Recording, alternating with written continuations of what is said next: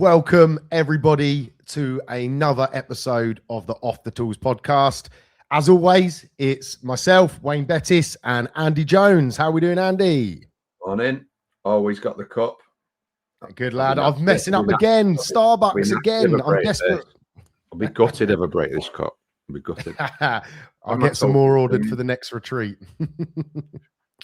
So today we are talking about 9 things that will radically improve your life and business if you actually do them.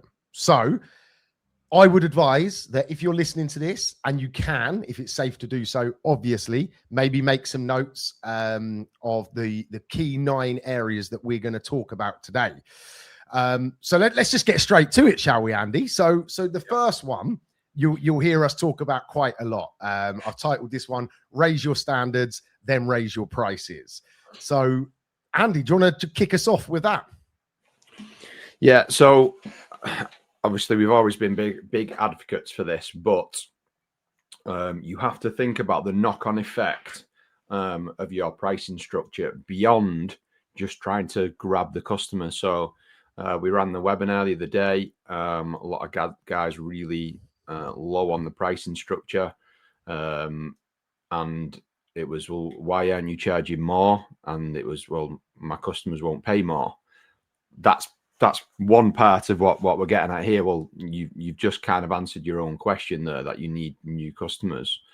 But to go further down the sort of domino effect of that, you're then going to be tied to that pricing structure for all other aspects of work in the house. So if you're servicing their boiler for 60 quid, when it comes time for a new boiler, you're not going to be able to charge good money for the new boiler because you've got let's say, a cheap customer. There is a little bit of there's nuances to it as well. A lot of the time, lads will over deliver on price, on value, regardless of the price. So a lot of the time, it isn't just about being too cheap. It's also about the amount of value you give to customers. So, a lot of lads you see it on the forums, they'll go rushing out on a Sunday morning because of a long-standing customer has got, the boiler's not working. That is like premium level service, and they're not charging for it usually. But yeah, by charging cheap, you're going to attract the cheap customers, and then you're going to be sort of trapped, for want of a better way of saying it, with that. You can't charge 60 quid for a boiler service for a few years, and then start to educate yourself. And we get this all the time. New lads will come into Off the Tools. They'll have been charging 60, 70 quid for a number of years, and we get the same response of, well, actually, I can't lift my prices because these kind of customers won't pay it. So what they find themselves forced to do is somewhat start over again. So yeah, you think, they think, well, lads think they're building a business, and they're very focused on customer acquisition, which is absolutely the right thing to do in the early stages of business. But a customer acquisition full of cheap customers isn't going to build you a business that's going to grow. No. No. And a lot of people think that by working harder, they're going to escape that stress trap, don't they? When in reality, it's charging fierce money that is going to help you escape that level of stress and overwhelm, isn't it? Yeah, I think the most common thing I find with it is the sort of the phrase or anything close to, well, I'm going to go in at a competitive price to build up my customer base, and then I'll grow from there, because they're too scared to take the time. Like we started in our heating business, we started out with a really strong price, and yet it's very difficult to not to stick to your guns and stand your ground with that pricing, because you get a lot of no's, because people are again used to paying that cheap price and getting more value for it through the sort of a failing of other guys. But it's imperative that you stick to your guns when you do that, because otherwise, as we've just said, you end up with a diary full of cheap customers. And where'd you go from there? There isn't really anything you can do from there other than replace those customers. So you've kind of wasted your time filling the diary with them anyway. Yeah, no, definitely. Most of the guys in this trades industry, they don't have a skills problem. It's a mindset problem, isn't it? You know, they think Yeah. grafting and working hard is going to solve the problem, but it just isn't the solution, is it? And I think it might have been you that mentioned this phrase, that like, if your pricing doesn't make you slightly uncomfortable, then you're probably too cheap, aren't you? Yeah, and if you converge, like, again, and that spills out to, you can track that through as many metrics if you want. So whether you want to say, if you're not getting a lot of no's, if you're not getting people saying, well, you're way too expensive, things like that, then yeah, you're definitely doing something wrong, in my opinion. Again, it kind of depends what you want to achieve from your business and potentially from life as well. But if your conversion rate is really high, then you've got a problem. You're too cheap, basically. Like, and that's again, I think fundamentally, and this is the recurring theme with our conversations with our mentees, is that they don't really know any of the business side of things. So it's only once they start learning from me and you and from the other lads who have been doing it for a while, they start to realize, actually, this is a business. This isn't just plucking a price out of thin air. You know, and I've used that description before of, if you were to sit down and work out exactly what you need to charge per hour. Let's say you started a new business tomorrow and you worked out what you need to charge per hour, and all the data came back to say, oh, actually, we need to charge £100 per hour. You wouldn't go out and start charging people £80 an hour. You just wouldn't bother. No. So that's the challenge, that guys are operating without the knowledge. So they think, oh, I'll just do 60 quid, 70 quid, and I'll get a lot of yeses, and lots of yeses is good because it keeps me busy. But you end up, just as we said before, you just end up with lots and lots of cheap customers who really restrict your ability to push forward with them. Yeah, definitely. So that is point number one: raise your goddamn prices, people. Let's move on to number two, because we've got 9 to get through. That, trust me, you know, these 9 haven't just worked on theory. That, you know, me, Andy, and many of the lads in Off the Tools have implemented each one of these. So please make sure that you're paying attention. So the next key point to discuss here is pick a lane based on your strengths, not ego. So what I mean by that is, if you're good at installs, you're fast and efficient, focus on that. If you're brilliant at service and repair, put your attention on building that as the business. And ultimately, stop saying yes to absolutely everything. Agree? 100%. And again, I'm super biased on this. So, you know, me and Wayne have both said the same thing many a time. We're not particularly brilliant engineers. You could argue that makes us better as coaches. You know, those who can't teach, as they say. Those that can't do teach, they say, don't they? I remember when back in my Thai boxing days, it was generally the common theme. Most of the best coaches were relatively average to good from the competitive side of things. And I am now a believer that it's because you only have so much capacity. And I think, and you know, we had a mentee up yesterday, up with some one-to-one coaching with me and my admin team. And I said the same thing to them when they were asking, well, oh, you're quite good on the software and you're good with this and you're good with that. And I say to them, it's because I'm not the best engineer at all. I was good at breakdown and repair, and that was it. Like, it took me 2 days to do a combi swap kind of thing.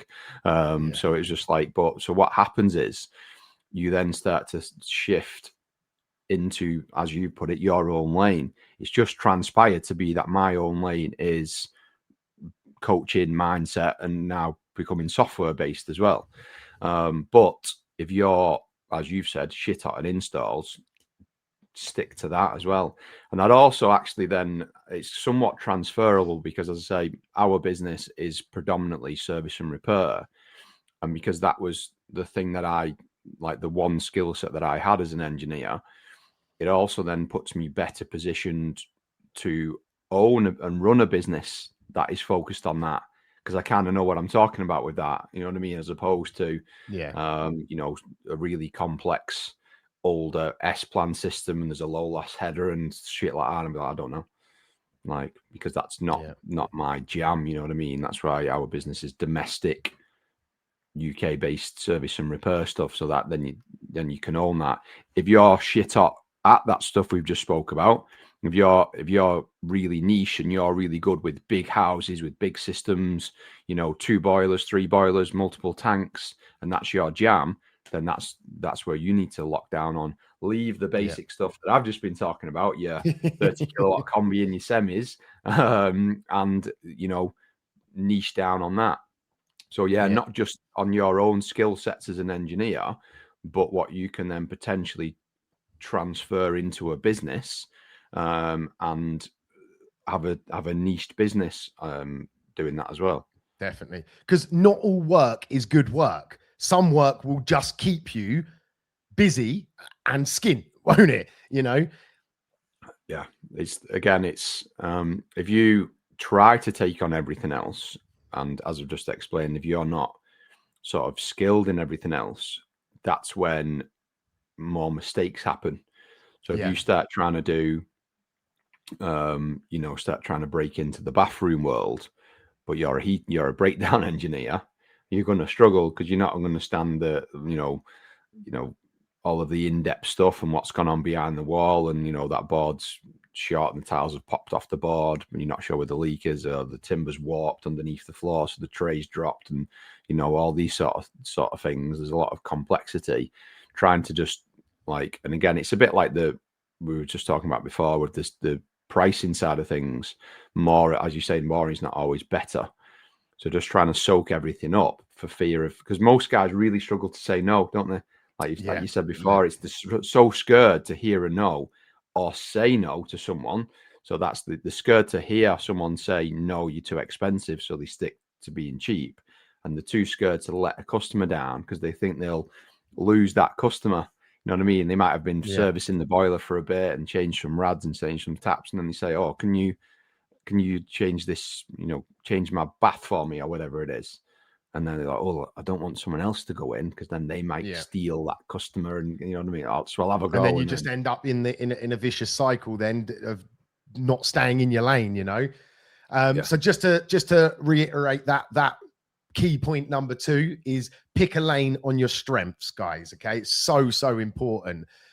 Moving on to number 3, one of mine and Andy's favorite subjects. So build recurring revenue that buys you breathing room. So if you're in a business that can have a recurring income model, then you've got to be bloody doing it, haven't you? You know, we could do, well, we have done, and we will do more on this in depth, but you know, a few key points about recurring revenue. You know, service plans will bring you a steady flow of cash. So that improves your cash flow position each and every month. It means that when you're quiet, you don't have to panic as much because you've got that safety net of that recurring revenue coming in. And ultimately, it increases the value of your business, doesn't it? You know, because there is some actual tangible asset within it rather than it just be at the whim of a phone call. Yeah. Signed contracts that if you wanted to sell the business, you've got, as you say, something tangible. But ultimately it's building some stability because, you know, a lot of guys get scared about growing the business and hiring staff. But if you've got a recurring revenue, you can offset those monthly outgoings with the recurring monthly incoming money you've got from this recurring revenue. And it can be implemented in almost any business and any trade business. So for example, I know a guy who's a detailer, who's done our vans and done my cars and that over the years, and was chatting to him the other day, and that would be a really easy one to put the service plan in. You get a Yeah. monthly care clean, yada, yada, yada. And that would be something that most guys wouldn't even think you could implement it on something like a detailing business, monthly top up. The more premium guys who do the ceramics, you know, an annual top up of your ceramic coat and yada, yada, yada. But it can be put in anything. It can, you know, like lads who, I'm in discussions with my son's girlfriend. She's a dog walker and dog sitter.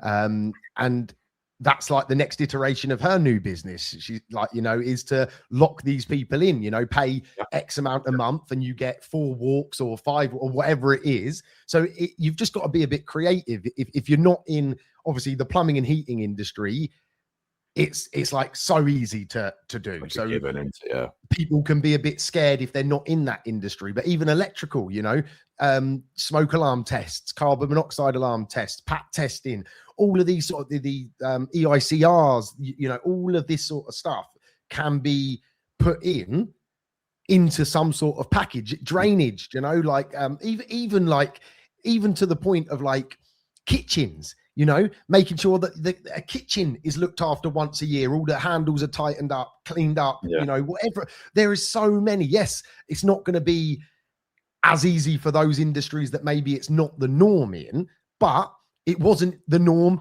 in plumbing and heating. It wasn't the norm in TV. Just look at Netflix and stuff. Do you know? I just want to interject there, just from, again, my experience as well as my research. And we have touched on this before on when we did the long podcast. There's what's happening in the world, but predominantly in the UK. There's the number of people who've gone through higher education is increasing, and the number of people with, let's call it, quote unquote, real world tangible skills is reducing. Mm-hmm. So what you're finding is that the people who have gone through higher education and maybe in a reasonably high salary job, but then lack those tangible skills, are simply outsourcing that kind of stuff. You know, I think I read something the other day about someone had paid a handyman in central London to put a shelf up or something. It was charged like 500 quid because it was like right in central London, and he did like a same day service, blah, blah, blah. So you're getting people who like, well, I don't know how to do that, so I'll just outsource it. So even something as simple like I changed, you know, for those who don't know, I've got 6-year-old twin boys, and they're both big lads as well, and they're just like a whirlwind through the house, and they open a kitchen cupboard and they're hanging off it like, and they're 30 odd kilos and blah blah blah. So we've got them double hinged things that are weak as shit. I've replaced them about 8 times now. So something like that, you're saying about a kitchen fitter, you could have something in place where when the door drops, when the hinge snaps, out you come, bang, fix it. You know, there's a guy in I know this is the other end of the scale, but there's a guy who is based, again, in the centre of London, and he only has 5 clients. He's a heating guy, but he only has 5 customers. That's it. That's all he has, 5 customers. And they basically pay him, I believe it's about $5,000 a month each, because these are uber wealthy people, and he is ready on call for them. And meeting's not working, bang, he's round. And he's got all the parts in the van just for them. So there's other end of the scale, where you wouldn't even think that would be a thing. Like, but there's people who either don't know what they're doing, or they've got enough money to say, I want you either, you know what I mean? Like, this is people who don't care about spending that money. But again, there's something for everything. Carpet cleaning, annual carpet refresh, you know. There's so many opportunities in recurring revenue. It's unbelievable. So to make sure we keep on time, just to recap that. So key point number 3 is building recurring revenue that will buy you breathing room in your business. We're going to move on to number 4, which again is another key point that we talk about a lot. And that is systems will beat hustle. Get the right software for the business that you're running. You know, software in this day and age is the heart of the business. It's the beating heart. You know, you should be doing your quotes through it. You should be doing your invoicing through it. You should be managing your diary through it, job cards, job reports, you know, payments, communications, everything should run through centralized systems. And more so, customers are now starting to expect that level of service. You know, if you're not sending out booking reminders, booking confirmations, you know, you're falling further and further behind. People like us, you know, we use multiple softwares to elevate our business and make our life easier and be able to outsource roles that maybe if you're not using a system would be pretty impossible to do. Systems will like reduce friction, reduce mistakes. Importantly, you know, if you have a set system that of how to booking a job, then it's very hard for someone to make a mistake with that, isn't it? Which then on the other side of that makes it a lot easier to outsource. You know, it's systems are just fundamental in this day and age, aren't they? Yeah. And again, you know, we're in 2026 now, and there's a lot of guys, and they'll be like, oh no, I've never needed software, I don't need to worry about it. But you didn't previously. Now you absolutely fucking do. Like, there's no way of getting around it. And I was chatting to my office manager about this yesterday, and there's a couple of key points that we discussed on it. Number one is we have probably saved having, I would say, 2 more members of staff in the office by having the software. Because of the how, you know, not only the automations but the efficiency, especially something like Quotient, where you can spend an amount of time to get it ready, build it out to the work that you do, and then it's ready and it's a bit evergreen then in moving forward. The other thing, and this was a prevalent point of that, it's my belief that fast forward over the next 10 years, and the ability for the sole trader guy not using any software to still operate will be slim to none, in my opinion, because, and that's not a failing of them as an engineer, that is going to be customers aren't willing to take the old school way anymore. That's what me and you are obviously working hard to try and get through to people. You don't really have a choice. And being ignorant to it is not an option. You don't have a choice. You have to, even if it's just a job management software and something to deal with the inbound inquiries. But people just won't suffer it. Like you say, we live in an Amazon world. You know when your parcels come in. Like, we had some parts come to the office yesterday via DHL, I think it was. We got told a few days before what day it was. We got the reminder on the day. We got a tighter window in the mid-morning, and then we got, you know, Jim, your guy, is coming between 11:52 and 12:52. Then it's like, he's here. Then it's been delivered, and then reception turns up with it. But it's like, that's what people unfortunately have come to expect now. So if you don't start to implement that, what will actually happen is someone will maybe ring you, they don't get hold of you, or they'll ring you and book a job with you, and you're doing it the old school way of, I'll come to you on Friday, Mrs. Smith. I'll see you then. It'll probably be the afternoon. And then that's it. They're like, oh, is he coming? Is he not coming? Oh, it's 4 o'clock. Is he still coming? I don't really know. And then some people, it will start with people not really being happy with that, to then people just not accepting that. So then it'll be, actually, well, I rang him and he said he can probably come next Friday. But then I rang this company who said, well, we can come to you on Friday. It'll be a morning slot. We'll give you an arrival window. And then when your engineer's on his way from his previous job, you'll get a text message. And if you want to, you can track him. Serviceman, obviously. You can track him if you want. And then it's like, oh, that's like what I experienced. Yeah, just takes it all to a new level, doesn't it? Takes it completely. When you order an Uber, So then it's like, what'll happen is, he will have lost that customer then forever, because it's like, well, actually, this is what I want, whether he's a better engineer or not. You know what I mean? Like, there's the time for the time where you can really shine as just being a better engineer, doing a good job and charging a good price and building a business that way is gone. It's not enough now. You have to have the other things in place that we've spoke about so many times before. And you hit a very important point about being ignorant to it. And I think Blockbusters is probably the prime example of that, isn't it? You know, back in the day, if you wanted a movie, you went to Blockbusters. We all would have grown up. Most of the people listening are going to probably be mid-20s early 30s, early 40s, you know, we would go to Blockbusters, rent the movie. What did they do? They were ignorant to the fact that the online world was taking over. They even had the chance to buy Netflix, I believe, for like a few million quid.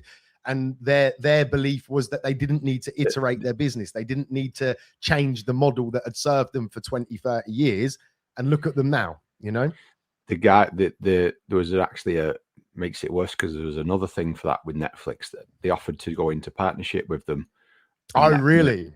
Netflix to stream, to download the content that they owned and stream it as a business together, and they laughed them out the door. Yeah, I think Toys R Us did something similar with Amazon. They had the chance to be an exclusive toy distributor for Amazon and decided not to do it.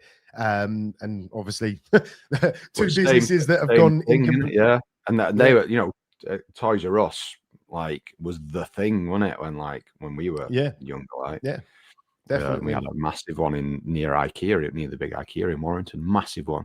And it was our big experience as well, wasn't it? Like, it was all part of the fun. They had such a market domination, didn't they? And then within a few small years and a technology revolution, it snookered everything. I want to end this little section on that statement there, Andy. If your business only works when you're present, you don't own a business, you own a job. I believe you've said that many times. I have said it many times. So I know that might not be nice to listen to, you know, if you're on the other end of that statement. But it's so true, isn't it? And systems are one of the major players in taking you from having a job to actually having a tangible business, isn't it? Yeah. And again, like, obviously we're both very passionate on this because we don't want lads in the trades to come unstuck, for want of a better way of saying it. And putting some software in place is a very, very easy and, in my opinion, low cost way of allowing you to operate in a very similar way to where you've already been operating, you know, still being, you know, nice to customers, doing a good job, good reputation, etc., but allowing you to still keep up with the other guys. Because again, to finish that conversation I had with my office manager, it's my belief that there will be a rise of, like, so what will happen, you'll end up with certain areas where the dominant players in the game are the small to medium trade businesses with, you know, let's say sub 10 engineers, an office team and all the software.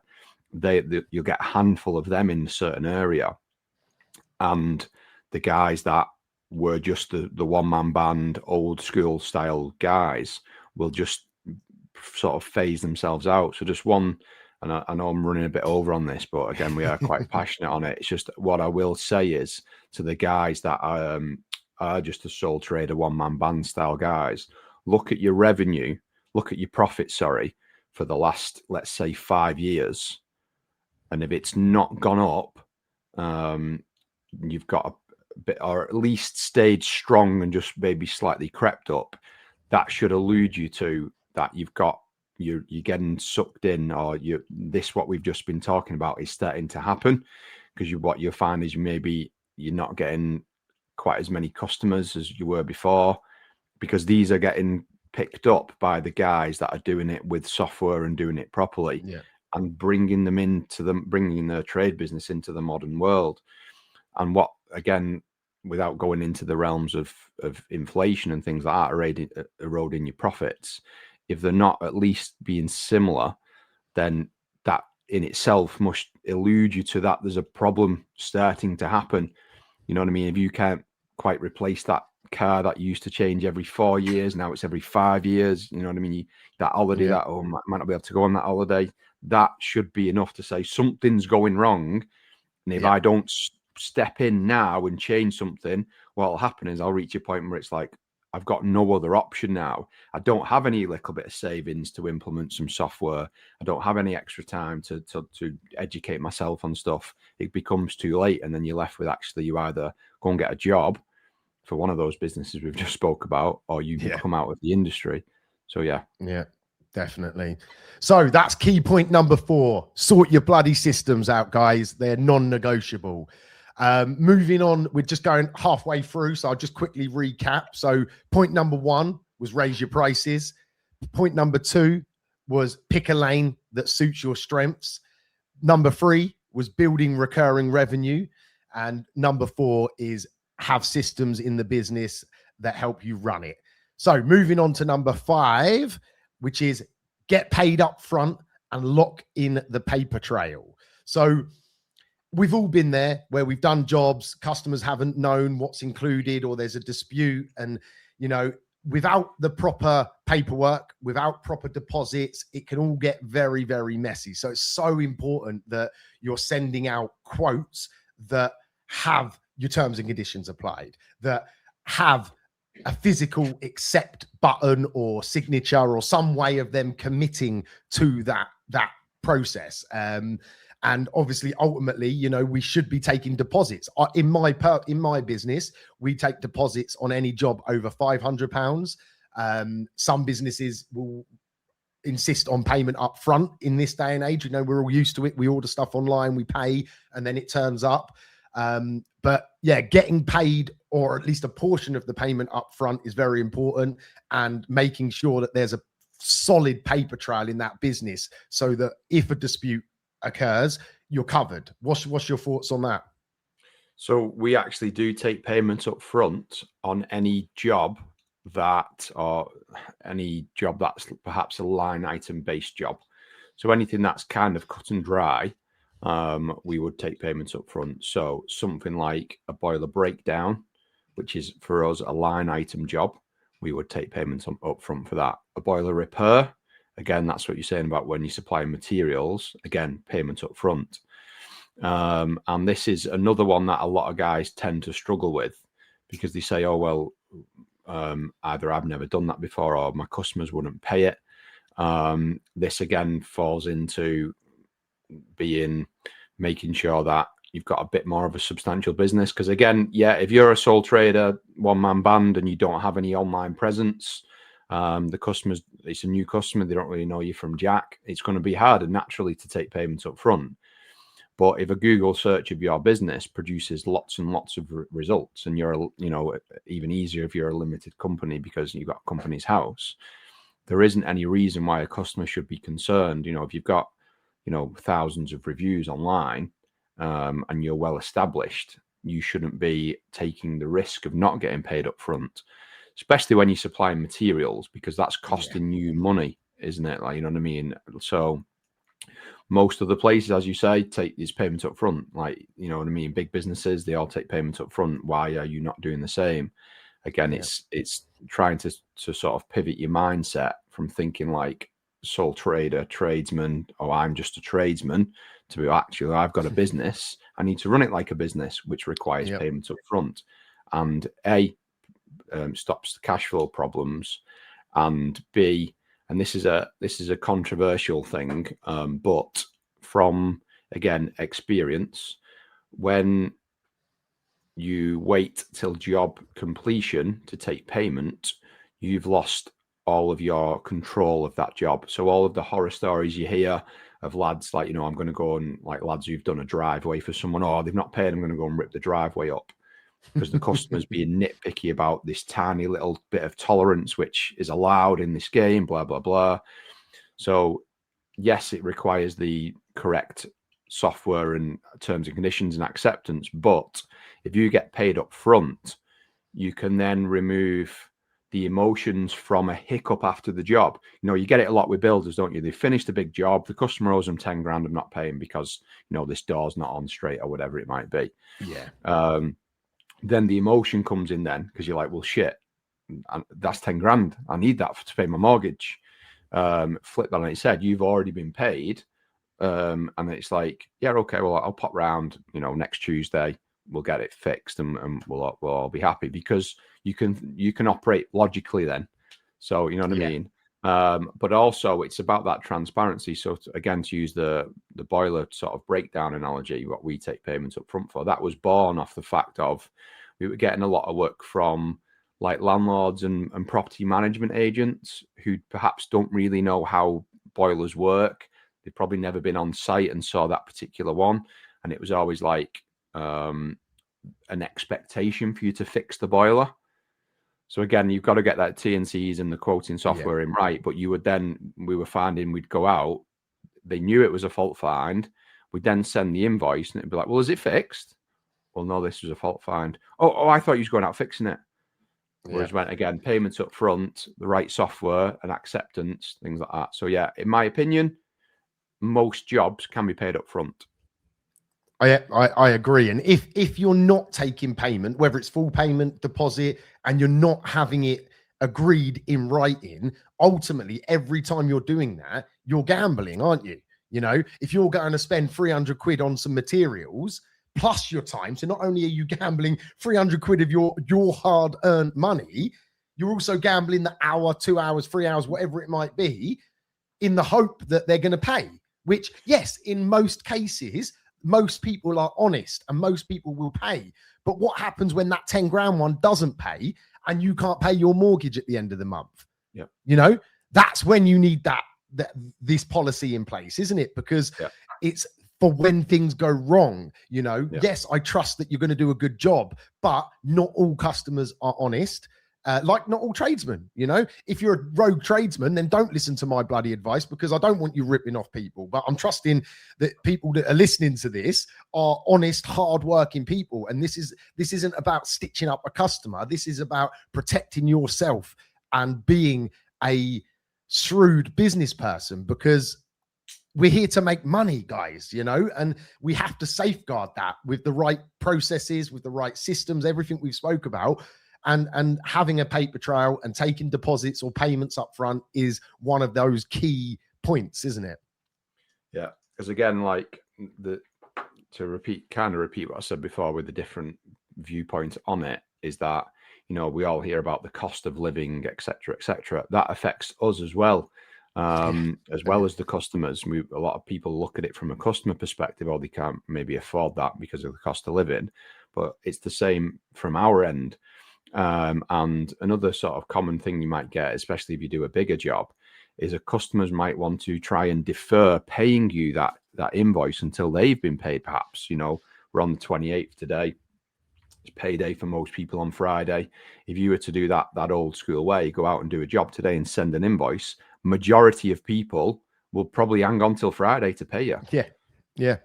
So and then what happens if an unexpected bill drops on the doorstep? Again, you're probably going to be last. Oh, sorry, mate. Yeah, I'll sort it out for you next week. Just get payments. And sometimes it can just be forgetfulness, can't it? Like the customer, you done the job Monday or Tuesday. In their head, they were going to pay you on Friday. When their payment hits, they forget because the kids are screaming in the car. You know, they get home and life gets in the way. Before you know it, it's Monday or Tuesday of the week after, and they still haven't paid. You're left out of pocket. Yeah, it's just a no-brainer. And the emotion sets in then, and you start flapping, and you're wasting a lot of energy and personal time then trying to chase it up afterwards, which usually takes more effort than just getting paid up front. Yeah. So to end that, point number 5, guys, is get paid up front where possible and lock in a paper trail on every job. Moving on to point number 6, hire admin before you think you're ready. So admin, in my opinion, isn't a cost. It's actually leverage, okay? One good office person will instantly free you up, okay? So don't underestimate the value that an admin person can do in the business. I know, Andy, obviously you're a huge believer in this. Do you want to elaborate a bit deeper on why hiring an admin before you think you're ready is important? Yeah, so just to again shift back to a prevalent thing that you said before about staying in your lane and sticking to what you're good at. If you're a fucking awesome boiler installer, why are you answering the phone? Why are you booking jobs in? Why are you trying to go out and do pricing quotes? And you know what I mean? It's like stick to what you're good at, and you will generate way more revenue by utilizing that time. Let's say you're spending for a figure 10 hours a week doing admin, whether it's, you know, payment related, booking jobs in, sending out emails, whatever it might be. You can make way more you know, the reality is a heating engineer makes more money than an admin person. Yeah. That's the reality. That's Yeah. perhaps No hiding from that. the simplest way to look at it. If you can make more money fitting, fixing boilers, swapping fuse boards, whatever the trade that you're in, stick to doing that. Stop answering the phone. Yeah. Like that's probably the simplest way that I can try and contextualize it. I think the biggest thing here for a lot of tradesmen is they see it as a cost. So they see the admin person as a 20, 25 grand cost. So that's what scares them, that, you know, they look at their income, they look at what they're doing in their business, and they think, how can I find 25, 30 grand, whatever it's going to cost you, to pay for that? And that ultimately is the biggest obstacle, because once you shift that mindset that it's not a cost, it's actually leverage, it's actually being prudent to spend that money, because if you find the right person, and caveat here, right, you've got to spend time with these people, you've got to train them. You can't just employ Mary down the road, throw her in the deep end with half an hour's worth of training on how to do things, and then expect the business to run. You know, Andy's smiling because you know, we have a few lads that maybe have fallen into that trap in the group, and hopefully they're quickly learning the lessons. But if they're trained correctly and they're given support and they're given freedom to, you know, I don't believe in like regiment style management. You know, there has to be room for that individual to have a little bit of freestyle, have a little bit of their own emotion and their own their own qualities, you know, to come out. Then you will then just see, if you do those things, you will see so much benefit, won't you? And you know, just your business alone, Andy, how much has it progressed since you hired office person number 1 and then office person number 2? Again, most guys are going to put all of their focus onto getting more field staff, more engineers out on the road, more technicians out on the road, because they see that for what it is, which is a direct revenue driving role, admittedly. However, I will categorically say for my business, it was the non-revenue driving admin role that we're talking about that has made the biggest pivot in the business, because it's just, there's so many variables that you really don't think about when you're hyper focused on more revenue driving, such as, like, if you just look at, like, and again, funnily enough, I was in my meeting with my office manager yesterday, we looked at this, we just literally pulled up the last 5 reviews on one particular platform, and every single one of them used, no, I shit you not, every single one, communication. So that's the software we've just been talking about, and the admin team we're talking about now. Communication, every single one, fantastic communication. Never experienced this level of communication before. And then one in particular, in the same lineup, referenced one of the members of the office team by name and how friendly and whatnot they were. But again, I'm much like yourself. I'm a big advocate for letting them sort of own the role, because again, that's an extension of staying in your lane, isn't it? So that, you know, some guys will take someone on and go, well, this is the script, I want you to work to this. And you're just going to end up with a pissed off admin person who's like, I don't really like my job. Where you say, well, this, like, I don't know if it's you gave that analogy of putting the bump, like going playing bowling, putting the bumpers up. And then say, well, this is the space to work in. Don't go outside of there. Don't go outside of there. But all of this space in between is for you. Do what you will with it. No, that analogy works for life as well. You know, I read it in a book. I can't for the life of me remember the book it was in, but it explained that principle in, like, if you live by a busy road, right? And this was to do with like freedom, right? And you let your kids out in the garden, but there was no fences, right? And they could go anywhere. So they could go to the river down there. They could go over the busy road. Is that the sort of freedom you want to have? Or is it better to have some level of security, so boundaries that are yours, safe and secure, and that person can then experience the freedoms within those boundaries? It just felt relevant to sort of bring that up, because I think putting guardrails in for admin is important, because it gives them space, but not unfiltered space. But you can also leverage that in your own life, have certain boundaries that what you're willing to do, how many hours you're willing to work, etc., and have that structure to create more freedom for yourself within that, isn't it? Yeah, absolutely. Any other points on hiring admin? I'll say this to so many of the lads. Again, my own perspective on it, and this is something that really surprises people. And again, something I've seen on the forums, a lot of like lads saying, "Oh no, you can have five engineers per office staff." 99% of the time, that's incorrect. Although it does depend on the type of work that you're doing. But usually you're looking at, from what I can see, a 2 to 3. So let's call it a 2.5 to 1 ratio, in my opinion. Yeah. So you could, if you had 5 field staff, you're going to need 2 members of the office team. I would agree. Definitely for a service-based business. Yeah. But even like, if you've got, let's say a bathroom business where you're doing a lot of bathrooms, and there is a required input of a lot, they probably require a lot of communication. Customers coming in or like this, these tiles are like these or whatever. Same scenario, but for a service-based business like ours, where the lead volume is very high, then there is a lot of phone time and a lot of quote sending as well. But again, it's freeing up that time. Like I will always be the advocate for us. It will always be a 2 to 1 ratio. Yeah, for us. Well, I'm just thinking back. So when I was at my biggest and I had 10 vans on the road, I had a full-time showroom manager. I had 2 girls in the office. My wife was part-time, so that's 4. So I'd say I had 4.5 when you include like the stuff that I was doing, because I was like the managing director. So I wasn't out on the tools. I weren't quoting. I was just working in the business.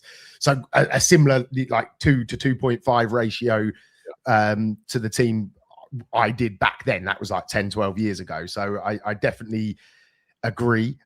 So to move it on, because otherwise it's going to end up into a massive too long of a podcast and people wouldn't stop listening. Key point number 6 is to hire admin before you think you're ready. And just last little point on that, stop looking at it as a cost, okay? Because it really isn't if it's done correctly. Moving on to point number 7, which is market consistently, even when you're flat out, okay? Busy businesses market themselves 24/7, 365 days of the year.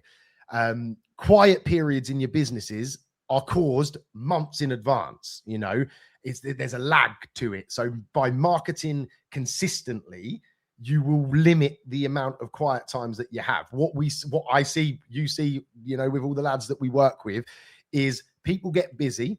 So they stop advertising, they stop marketing. That wave starts to crash out. Then they go quiet.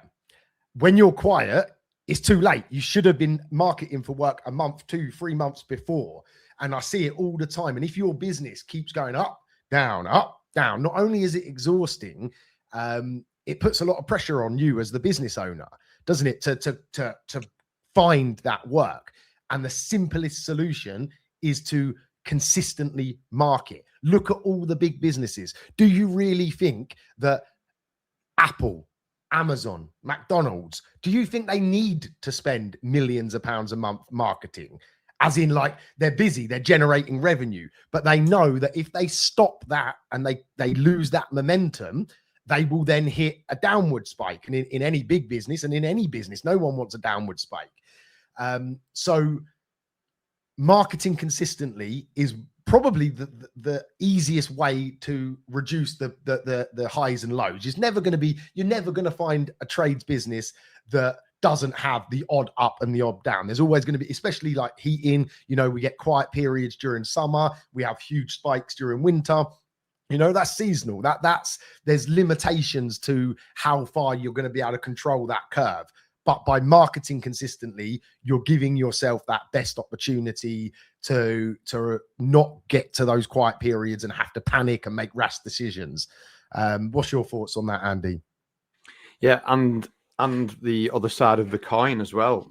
Marketing is often one of the first things that people trim when they're quiet and the purse is tight, which is again biggest mistake. You know, marketing / advertising has always been a crazy thing in the trades and construction industry, because you've probably heard me say this phrase a million times.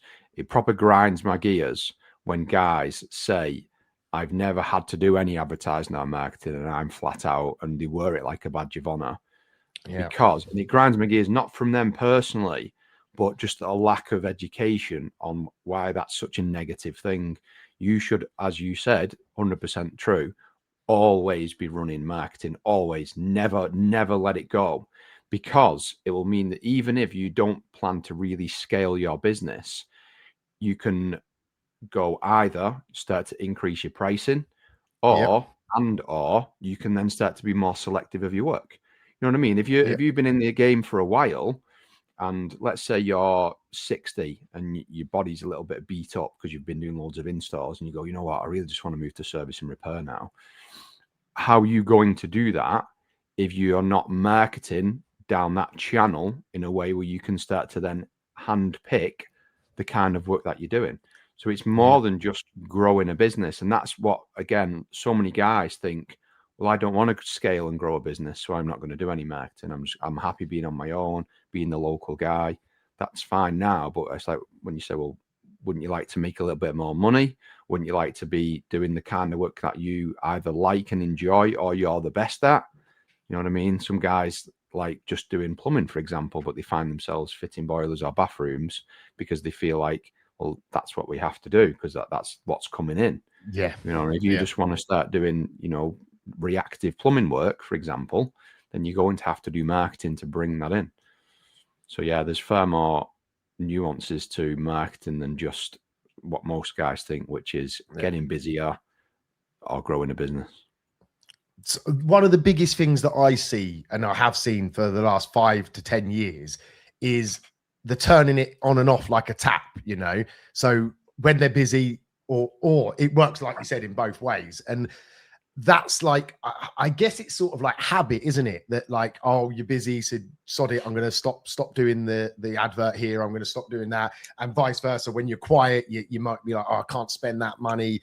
But turning things on and off, you just lose the momentum, and it's so frustrating because I know from experience and working with so many different businesses over the years that the ones that succeed market consistently. You know, they don't turn it off at any panic or any high point or low point. They keep it solid. And I think that, like, to sort of go full circle on that comes down to knowing the numbers in the business, because if you understand the numbers correctly and you set aside money for marketing, then you don't need to think about turning it on or off. You've sort of budgeted it in the costings of the business. So there's no real excuse. And those that seem to turn it on and off are the ones that probably don't have a handle on their numbers as well, because they don't know what they should be spending or where they should be spending it. So I know I went off on a little bit of a tangent there. So I'm going to try and bring it back into the key points here that we're talking about. But it's a deep on marketing, really, isn't it? Because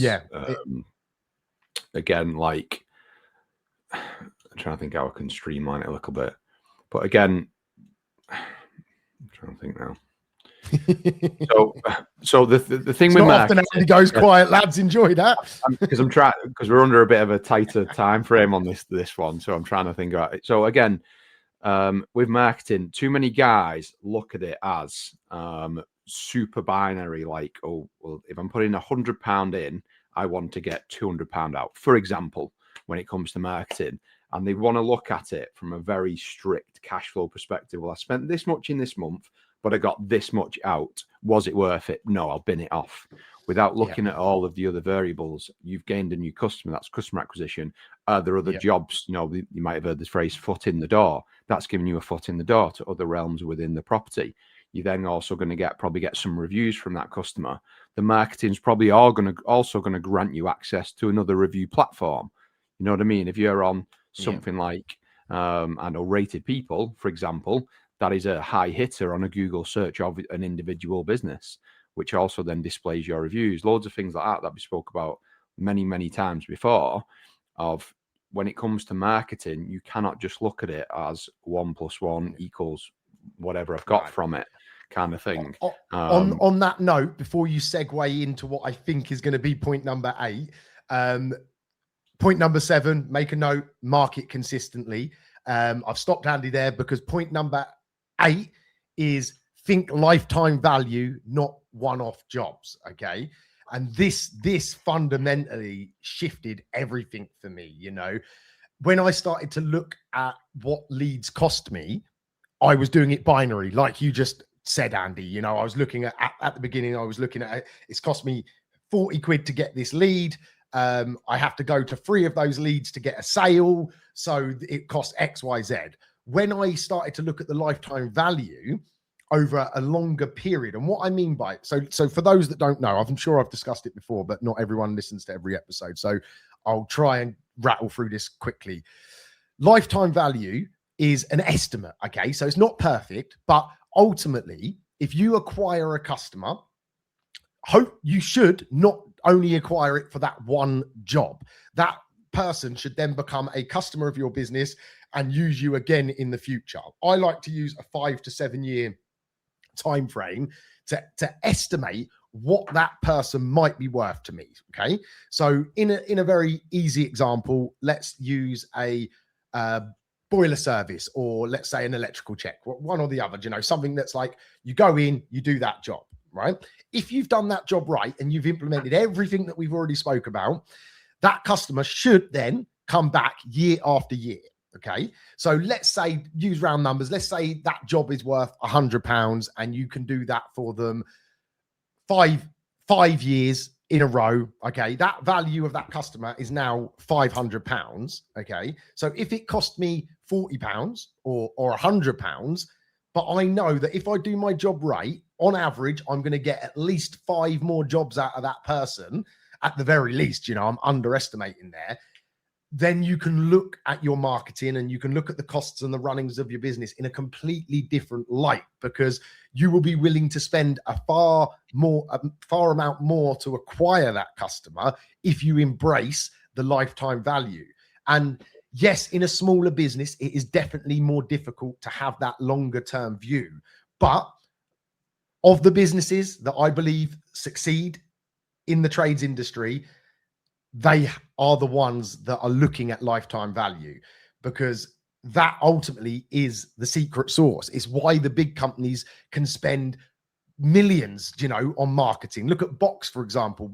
They knew that their model would acquire market share, acquire that customer based on a lifetime value, that they're going to get repeat work, other services, etc., etc. So they could blow all of us small companies out of the window because we couldn't afford to keep up with them. So there are limitations to what you can spend on it, but fundamentally understanding what lifetime value is and stop looking at it as a one-time job for a customer will revolutionize your business. Would you agree, Andy?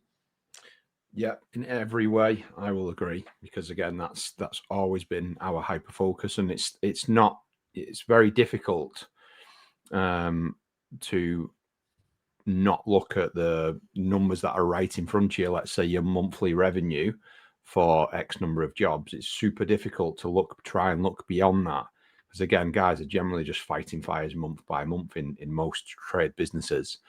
But again, it's intrinsic to also being selective of the work that you take on. What we said a little bit earlier, you absolutely need to try and focus on that, because it has so many knock-on effects.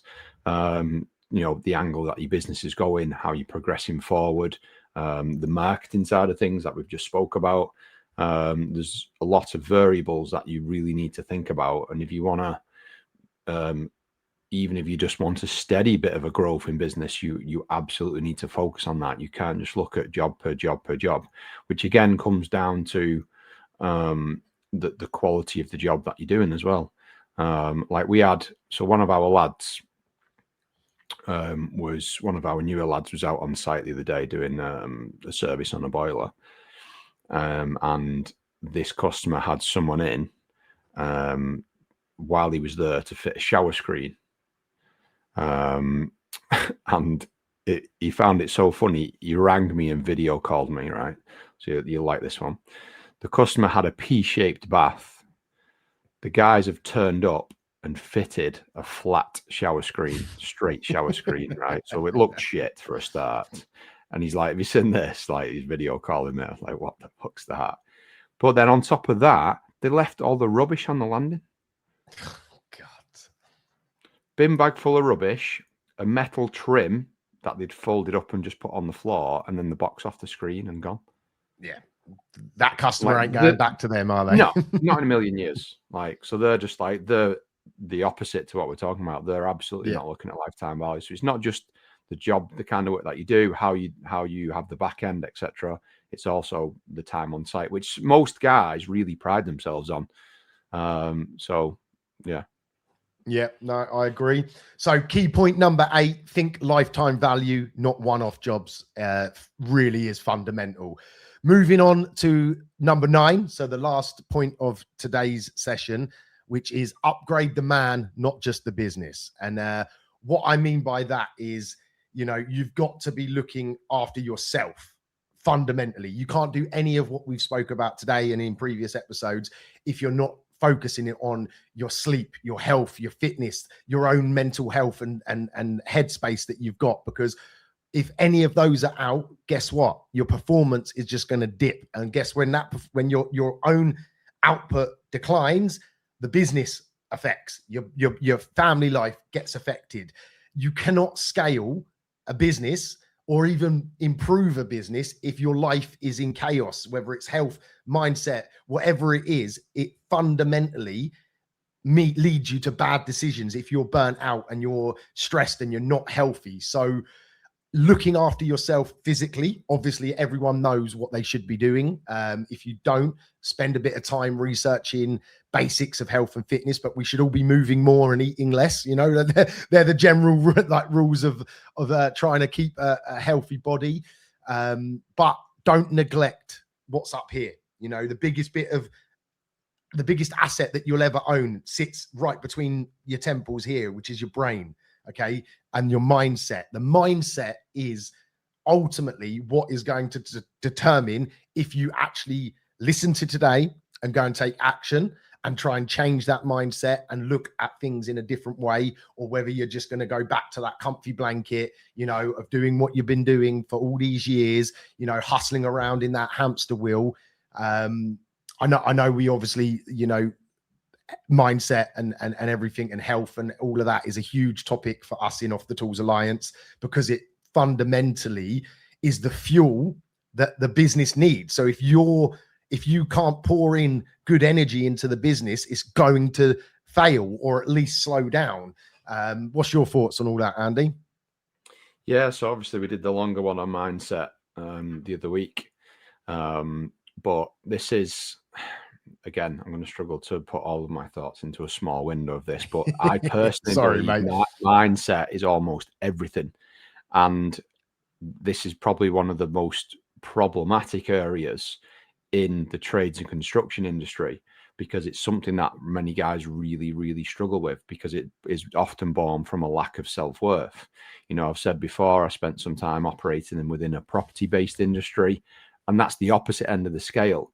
There's a lot of arguably overconfident people, but the mindset side of things, and when it comes to pricing and being willing to really push out of the comfort zone, these are people who are quite happy to jump on social media, lots of videos and content and with themselves at the helm and unfazed by it, which again is just mindset based, because they're like, well, this is what I want to achieve.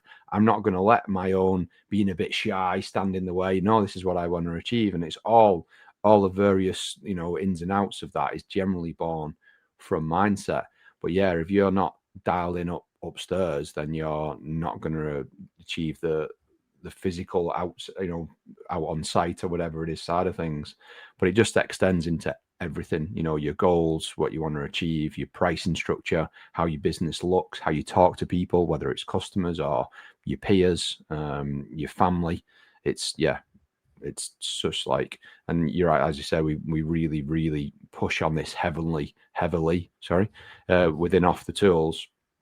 And it's going to be a really big part of obviously the higher level mastermind that we're going to be implementing next year, with a huge, because what the beauty of once you elevate your business and you get the admin staff we were talking about before, you get your pricing structure right, you get the types of work that you're saying yes to dialed in, it will start to free up that personal headspace to then think a little bit more. Actually, I never really thought I could get here, but now I'm starting to see an actual business form.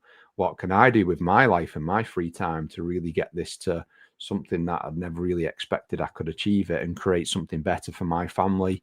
My kids' future is always this common thing. Well, I want to leave something for my kids. Well, if you don't change some shit, you're not going to get there. If you're still on the tools at 65 because you have to be, are you going to be leaving anything for your kids? Are you going to, you know what I mean? It's like, it's a really deep, nuanced topic is mindset, but to me, it's the foundation. Yeah, 100% agree. Well, I thoroughly enjoyed today's podcast. I hope you guys have too. Just to quickly recap on the 9 key points that we think that will help revolutionize your business. It is ultimately raising your prices, picking a lane and sticking to your strengths, building some level of recurring revenue into your business, having solid, reliable systems that become the heartbeat of the business, getting it paid up front where possible and locking in a paper trail to everything that you're doing, hiring admin, leveraging your time ultimately, marketing consistently, thinking about the lifetime value of a customer, and ultimately upgrading yourself as a person. I believe, and I know from the data and from the lads that I've worked with over the years, that if you take action in each one of those points today, you cannot fail to see improvements. So please take this information, get out there, and ultimately nothing changes unless you take action. So please take action on this. If you're still a little bit unsure on how to do anything, what to do next, me and Andy are here. We're here to help. You can contact us on the emails that are on the screen now. You can go to the website. Even better, you can become a member of Off the Tools Alliance, where you get to work with me and Andy, week after week, month after month, and start to implement on all of this knowledge that you're gaining. On that note, I'm done. Andy, you finished? Got anything else to say? I'm done. I'm never finished, but we'll save that for the next one. Lovely. It's been a pleasure, lads, and I look forward to seeing you all soon. Have a good one.